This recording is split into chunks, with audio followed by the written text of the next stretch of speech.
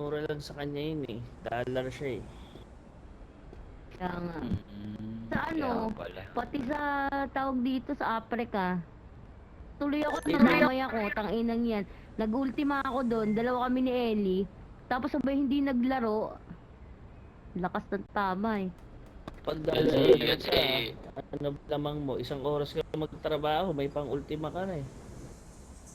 Oo yan ba? si, ano, si ma'am, kumbaga si Leon, ano siya, dollars. Putang ina.